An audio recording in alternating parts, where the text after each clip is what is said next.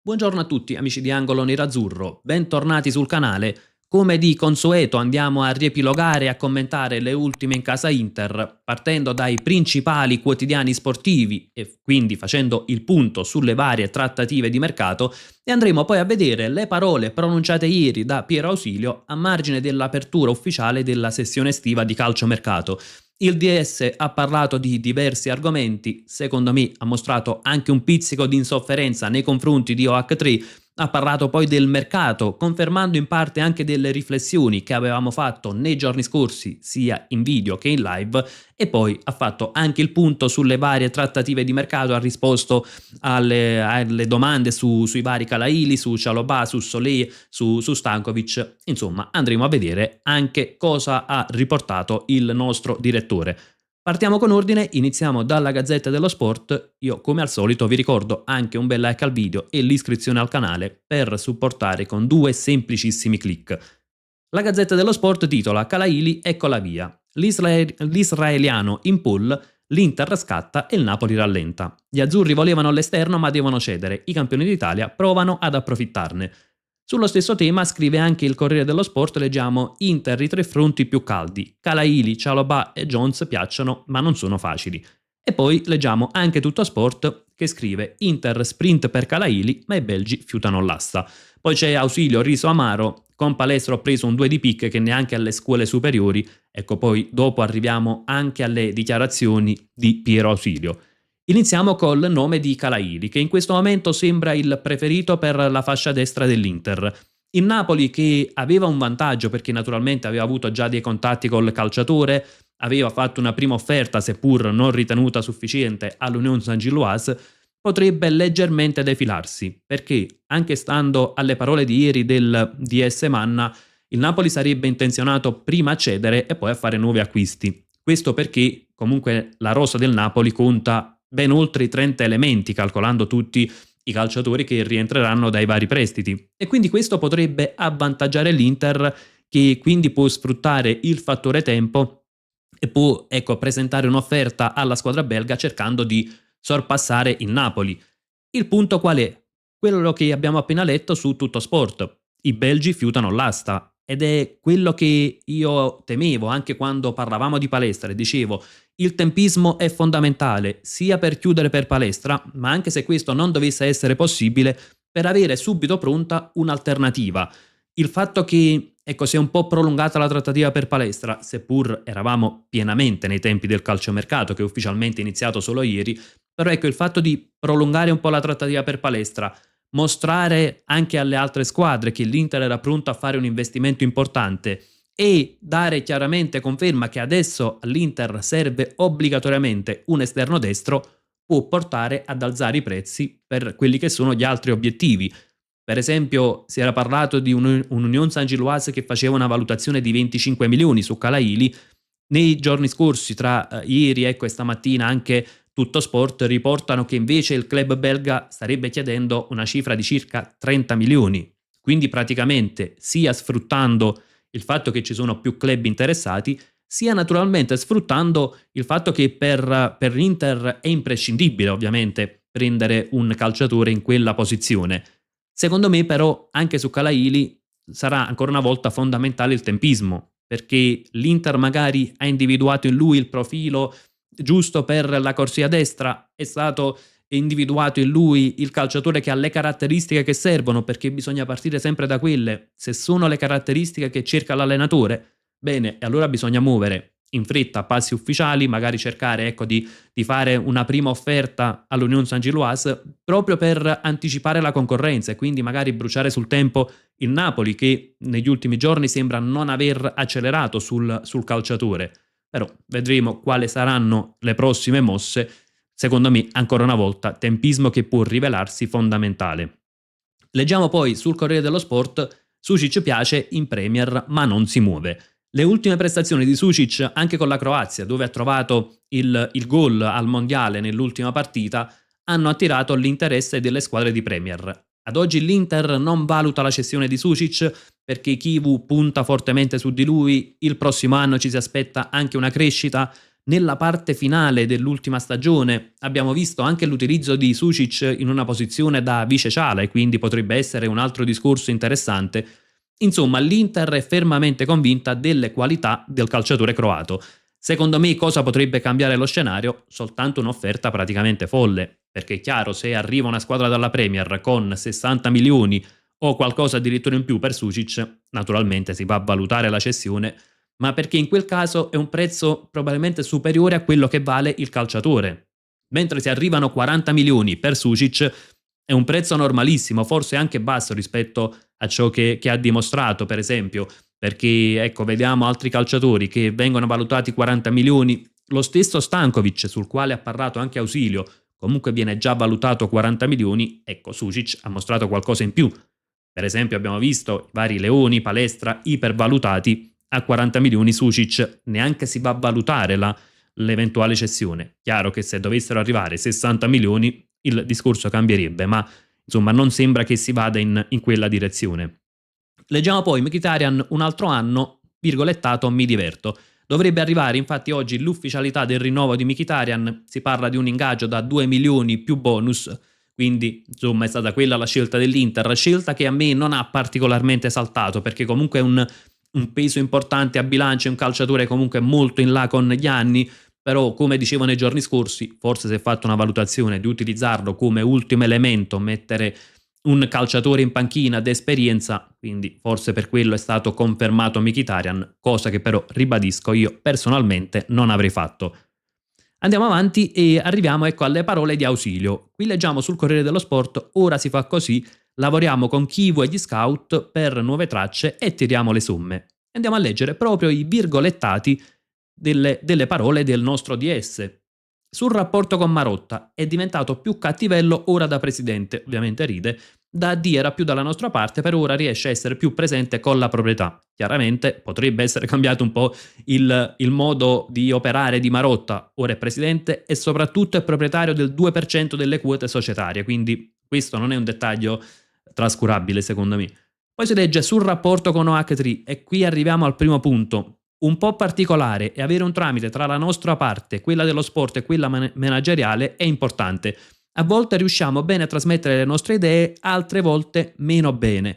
Ecco, questo già è un punto interessante, secondo me, dell'intervista ad Ausilio, perché lui parla una proprietà particolare. A volte non riusciamo a trasmettere bene le nostre idee e praticamente va a confermare quanto avevamo ipotizzato più di una volta, cioè che i dirigenti, anche quando ci sono delle trattative che saltano, anche quando non si riesce a concludere un acquisto, anche quando magari, ecco, per esempio, sembra banale, per dire, con Solé, lo abbiamo seguito, serve alzare l'offerta di pochi milioni, perché non lo fanno? Perché secondo me non lavorano in una situazione semplicissima, perché a capo dell'Inter c'è un fondo e quindi naturalmente vanno valutati anche tutti i rischi del caso. Poi nei giorni scorsi abbiamo visto, anche ieri sera in live, ne abbiamo parlato della situazione economica dell'Inter, dei conti e quindi di non poter assumersi troppi rischi anche perché si pagano i tanti esuberi nella rosa dell'Inter, però ecco sono parole che mostrano un pizzico di insofferenza e mostrano anche le difficoltà nel lavorare con un fondo. Probabilmente, ecco, quando si dice che serve l'ok del fondo per fare determinati investimenti, è proprio ciò a cui si riferisce Ausilio, dove dice: a volte, ecco, riprendendo l'immagine precedente, a volte riusciamo a trasmettere bene le nostre idee, altre volte meno bene. Proseguiamo poi e leggiamo il punto sul budget. Ausilio dice: c'è un budget, non vuol dire che destineremo la cifra di Palestra ad un altro, o magari anche sì. Abbiamo fatto un'offerta importante perché quello era il valore che avevamo dato a Palestra, era un'idea di investimento. Stiamo facendo valutazioni, ci stiamo confrontando con l'allenatore, vogliamo giocatori funzionali. Poi spiega anche i giocatori funzionali, dice: l'importante è parlare di colpo funzionale, non di grande colpo. Il grande colpo è quello che si dimostra funzionale, non è la somma che spendi che stabilisce che un giocatore è forte. Stiamo cercando quello che ci manca, non per forza stiamo cercando la mediaticità che piace tanto fuori. Per funzionale intendo uno che porti all'Inter quel qualcosa in più. Poi parla di squadra forte, abbiamo 4 attaccanti, dice potremmo iniziare anche il campionato così. Spero che sia una frase di circostanza. Ma torniamo alla prima parte delle parole di Ausilio, quando lui dice: non è detto che praticamente spenderemo la cifra di Palestra su un altro calciatore. e dice: Palestra era un'idea di investimento, esattamente quanto avevamo riportato nei giorni scorsi, anche quando dicevo l'Inter, valutando per esempio la situazione economica, come si muove sul mercato, non credo che non avesse intenzione di fare quell'investimento per Palestra, non credo che non ci fossero i fondi per andare a prendere Palestra a 45 milioni. Penso che, valutando tutti i rischi del caso, in Palestra avevano visto un investimento con rischi limitati, e quindi però non è detto che i 45 milioni saranno investiti per esempio su profili come Jones, su Calaili, su un altro profilo. Magari su quei profili sono pronti ad investire qualcosa in meno rispetto a quanto invece erano pronti ad investire su Palestra. Non perché non ci siano le disponibilità, perché in Palestra avevano visto rischi minori dal mio punto di vista. E quando Ausilio parla di calciatori funzionali, non di colpo mediatico, ecco, secondo me va sempre in quella direzione. Magari si cerca il calciatore che può essere funzionale sia tecnicamente, ma secondo me anche dal punto di vista dell'investimento. Magari prendi Calaili a 25 milioni, è un calciatore che magari rappresenta un rischio limitato, perché poi andrà a pesare a bilancio per circa 10 milioni all'anno tra ammortamento e ingaggio lordo, ma ecco, può essere un calciatore comunque valorizzato, può essere un calciatore che poi, se conferma le aspettative, vale molto di più, e quindi diciamo che quello è un investimento corretto. Secondo me è quello il modus operandi sul mercato dell'Inter, si valuta sempre il rischio dell'investimento. Poi gli viene chiesto di Calaili e lui dice: non mi piace fare nomi, ci sono tanti nomi, lui come altri 5 nello stesso ruolo sono tutti attenzionati. Sarei bugiardo se negassi quello che abbiamo fatto fino a 3 giorni fa. È normale che è ripartito un discorso nuovo, ci sono delle procedure nuove, stiamo facendo delle valutazioni con i nostri scout e con il nostro allenatore, tireremo fuori l'idea migliore. Ecco, diciamo che in un certo senso comunque ha confermato l'interesse per Calaili. Quello che mi viene un po', ecco, da pensare, da sottolineare, è che si dice che oggi sta partendo un discorso nuovo, si stanno facendo delle valutazioni. Per la mia idea, una squadra come l'Inter deve avere già pronti i piani B, già deve farle quelle valutazioni. Si punta a Palestra, ok, si prova anche una sorta di all-in, perché se l'Inter va ad investire 45 più 5 milioni di bonus è una sorta di all-in, però deve essere già pronta la seconda scelta, la terza scelta. Non dico che sicuramente l'Inter non ce l'ha già pronta, perché magari le parole possono essere solo di circostanza, però insomma sono delle parole che lasciano molto spazio ai dubbi sul fatto che ad oggi l'Inter sta valutando più di un nome, e sono nomi anche diversi per caratteristiche. Ecco, io mi auguro che non avvenga quanto abbiamo visto l'anno scorso, che si va a prendere un nome seppur dalle caratteristiche completamente diverse rispetto a quello che era stato cercato precedentemente, che si valuti il calciatore funzionale non soltanto dal punto di vista economico, ma anche e soprattutto dal punto di vista tecnico. Perché quando si sbagliano le caratteristiche, quando si sbaglia la valutazione sulla funzionalità tecnica, poi diventa un investimento sbagliato anche dal punto di vista economico. Se noi oggi andiamo a valutare Luis Enrique e Diouf, sono calciatori scarsi? Probabilmente no, però poco funzionali al contesto tattico. E quindi oggi anche un Diouf pagato 20 milioni, anche un Luis Enrique pagato 25 milioni, possono rappresentare dei pesi sul bilancio dell'Inter, perché magari si sono rivelati poco funzionali. Andiamo avanti anche con gli altri punti dell'intervista. Gli viene chiesto anche di Solé e di Chalobah. Su Solé dice: come tanti altri calciatori potrebbe essere un'opportunità, però non è l'unica e non sono poi così sicuro che possa essere lui. Vediamo con calma questo mercato, quello che questo mercato porterà, ma nessuna fretta, e siamo in grado di cominciare un campionato con la squadra che abbiamo, con i giocatori che abbiamo. Abbiamo voglia di aggiungere qualcosa. Siamo in grado di iniziare con i giocatori che abbiamo? Ho qualche dubbio, anche perché proprio numericamente non abbiamo un vero quinto a destra di ruolo. Abbiamo Luis Enrique, ma per me rimane un adattato, e lo scorso anno era una riserva. In difesa mancano i calciatori, perché in questo momento l'Inter ha 3 difensori di ruolo, più Carlos Augusto che fa bene il terzo di difesa, ma poi non ha nessun altro. Quindi insomma possiamo iniziare il campionato con la squadra che abbiamo. Spero che sia una frase buttata lì un po' a caso, anche perché poi dice prenderemo all'esterno, prenderemo 2 difensori. Su Chalobah ci sono tanti nomi, a volte li leggo anche io da voi e non sono magari le idee che abbiamo in testa. Stiamo parlando di giocatori tutti importanti. Poi dice Chalobah comunque è al mondiale, come lui giustamente ha parlato anche di Solé, ma ce ne sono tanti altri. Stiamo valutando insieme all'allenatore tutto quello che il mercato mette a disposizione. Non ci faremo trovare impreparati, ed è ciò che personalmente mi auguro. Poi c'è la domanda su Jones e dice: non ho mai negato l'interesse per questo ragazzo, anche a gennaio abbiamo provato, devo essere però altrettanto sincero. Ci piace, è un giocatore che sicuramente ha quelle caratteristiche che possono portare qualcosa in più, però in questo momento c'è una distanza importante col Liverpool. Dice, siccome i giocatori del Liverpool hanno il diritto di chiedere quello che ritengono legittimo, e poi dice noi abbiamo il diritto di decidere, di dire se ci va bene o meno. In questo momento è un'operazione molto difficile. E poi ecco, gli viene fatta la domanda invece su Pisilli. Lui parla della stima enorme che ha per il ragazzo senza rischiare di essere smentito, insomma dice posso affermare senza rischiare di essere smentito che non c'è un interesse, ma per una logica di ruolo. Non è tanto perché non ce la stimo la considerazione, è uno dei migliori giovani che abbiamo in Italia, farà sicuramente molto bene, però diciamo che nei giorni prossimi noi stiamo lavorando su altre cose, non su questo tipo di ruolo. Ecco, secondo me questo è un punto importante. Quanto avevamo ne avevamo parlato anche ieri, ecco, c'era stata una riflessione proprio nel video di ieri mattina quando siamo andati a riprendere la notizia su Pisilli. Io penso che in questo momento il centrocampo non riveste un ruolo primario in cui l'Inter vuole intervenire, nel senso che numericamente l'Inter è anche in eccesso, oserei dire, perché comunque con gli arrivi di Massolene, di Stankovic, Frattesi che ancora non è uscito, non penso che l'Inter voglia intervenire in quel ruolo, ed eventualmente si farà qualcosa, secondo me, solo dopo la cessione di Frattesi.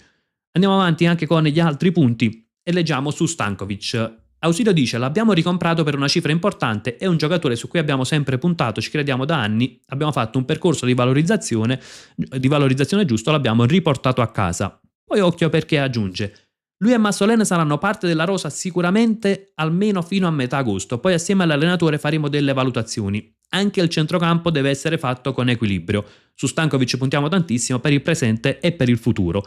Ecco, io mi auguro che l'ultima frase sia quella reale, perché faremo delle valutazioni, il centrocampo deve essere fatto con equilibrio, ma su Stankovic puntiamo per il presente e per il futuro. Ecco, una società che deve andare a valutare gli investimenti, deve andare a valutare i rischi su ogni calciatore che va a trattare, che magari non può agire facilmente sul mercato, nel senso di andare a prendere il calciatore da 50-60 milioni, è giusto che se ha un talento cerchi di tenerlo in casa, è giusto che la plusvalenza in alcuni casi passi in secondo piano, come credo e mi auguro che avvenga con Stankovic. Insomma, viviamo un mercato non semplicissimo secondo me in questa fase, poi sappiamo che può cambiare tutto nel giro di pochi giorni, magari come è stato un po' stravolto il mondo del mercato nerazzurro quando sembrava che erano ad un passo Palestra, Solé, Provedel, Jones, ad oggi che sembra che si navighi un po' in alto mare, ecco magari può capovolgersi nuovamente tutto. Al momento sembra che insomma si viva un po' una situazione di calma, che si viva anche un po' una situazione quasi di insofferenza, oserei dire, di Ausilio nei confronti della proprietà, e dove comunque si fanno sempre delle riflessioni sui rischi, sul bilancio, sulla parte economica, sul cercare di non fare degli investimenti avventati che poi possono essere pagati nel corso degli anni. E sottolineo ancora una volta, secondo me l'Inter oggi paga ancora determinati investimenti che non si sono rivelati corretti. Pavard, Frattesi, Aslani, su tutti, ma naturalmente non solo. Aspetto anche le vostre considerazioni nei commenti, sia sulle parole di Ausilio sia sulle ultime di calciomercato. Naturalmente, come al solito, sfruttiamo la sezione apposita per confrontarci su tutto quello che riguarda il mondo nerazzurro e come sempre io vi lascio con un gran bel Forza Inter.